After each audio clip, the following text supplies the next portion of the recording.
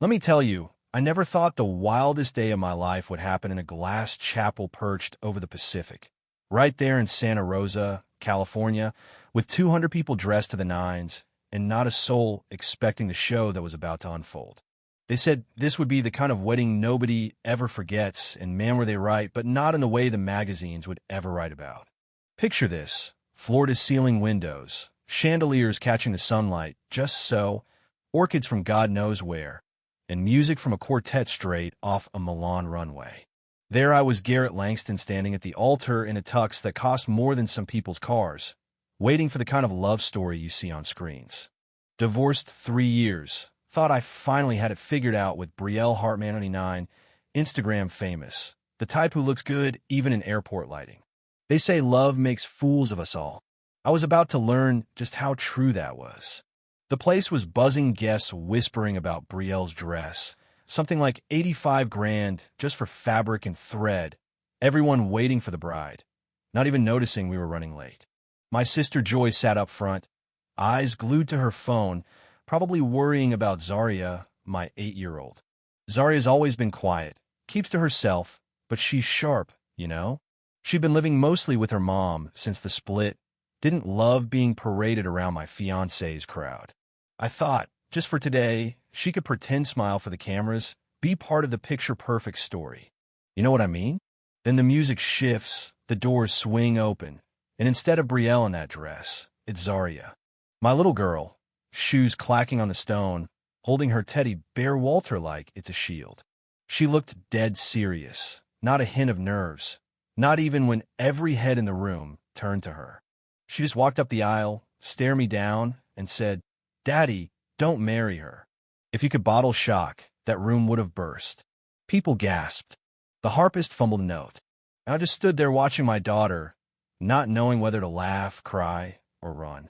She tells me she's heard things about Brielle, that she doesn't really love me, that she's just waiting for paperwork, talking on the phone at night to some guy named Nico. At first, I thought, maybe she's just scared of change. Kids do that, right? But Zaria? She's not one to make a scene. She doesn't like attention.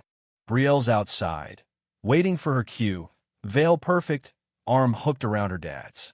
A bridesmaid sprints to warn her. Inside, Joyce is on her feet, trying to calm the situation, but I stop her. I want to hear what Zaria has to say. The guests freeze, half of them probably hoping for drama, half mortified. And then Zaria points at Brielle, who's just walked in, all eyes on her, and says it. "I heard you tell Nico you're just waiting to get married so you can take Daddy's money. You called him your real man. Said Daddy's too old, too dumb. And I recorded it." You could feel the air get heavy. Phones started coming out, people recording, because that's what we do now. Brielle laughs it off, tries to brush it away. She's a child, Garrett. You're really going to listen to this? But Zaria pulls out her tablet, cracked at the corner, and hits play. And there it is, Brielle's voice, clear as day, scheming, laughing, calling me a means to an end. The chapel goes dead silent. Some folks stand, some whisper, and for the first time, Brielle doesn't have an answer. She tries to spin it, blames Zaria's mom, says it's just a misunderstanding. But Zaria's not having it. She stands her ground, says Brielle's mean to her, threw Walter in the trash, only pretends when I'm around. Joyce backed her up. Zaria called me crying that night. It's like a dam breaks years of doubts, little comments, cold shoulders, it all rushes in. I finally look at Brielle, eerily looking, I see it. Not love, not even respect, just calculation. I pull out my phone. Brielle freaks, pleads, tries to claw back control. But I'm done listening. I call the police. The room holds its breath. Some guests leave, some linger, most just watch. Brielle tries to grab the tablet. Joyce blocks her. I tell the officers, check her bag. She's got a second phone. All the proof's in there. The cops show up, ask their questions, dig through her silver clutch, pull out the phone. Messages to Nico, recordings, all of it. Brielle shouting, calling it harassment, blaming everyone but herself. I watch the mask slip bit by bit, and I realize I almost gave my life to someone who couldn't even be kind to a child. They ask if I want to press charges. For a second, I hesitate. Part of me wants to just walk away, forget all this. But then I see Zaria, scared, tired, brave. And I say yes. Brielle screams, tries to run, but the officers take her out the side door, past guests who film every step. Not a soul stops her. Not one. When the doors close, it's just me, my daughter, Joyce, and the echo of everything I thought I knew. Zaria stands there, tears brimming. I didn't want to ruin anything, she says. I kneel, hug her close, whisper, "You saved me, kiddo." People start to leave, murmuring about red flags, bad omens, but a few stay offering soft applause, not for a wedding, but for a little girl who spoke the truth. My phone buzzes. It's the police again. Turns out Brielle isn't even her real name, has two aliases, investigations in other states. Everything clicks into place. The lies, the secrets, the late-night calls. I agree to help, promise to bring in what I have. When it's finally quiet, I sit outside on a bench with Zaria beside me and Joyce talking to the officers. The wind off the ocean feels cold, but in a good way, like a reset. Zaria leans her head on my arm.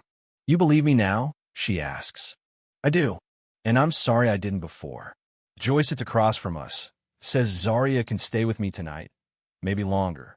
I see the relief on her face, the kind of peace you can't fake. We sit through no music, no speeches, just a dad and his daughter, finally listening to each other. I ask if she wants pancakes. She grins. "With extra syrup?" "You got it, kid." As we leave, hand in hand, I look back at that chapel petals on the floor, empty seats, a story that ended way different than anyone thought. And you know what? I wouldn't change it for anything. Sometimes, you chase a fairy tale so hard you forget to listen to the people who really matter. Sometimes, the real heroes are 8 years old, carrying a teddy bear, brave enough to tell the truth. If you ever find yourself blinded by a dream, remember, love isn't supposed to make you doubt the people who love you back. It's supposed to make you see them. So let's open this up. What would you have done in my shoes? Was justice served, or did I go too far? Drop your thoughts below. I'm curious, where do you draw the line between forgiveness and doing what's right? Especially when it's someone you thought you knew.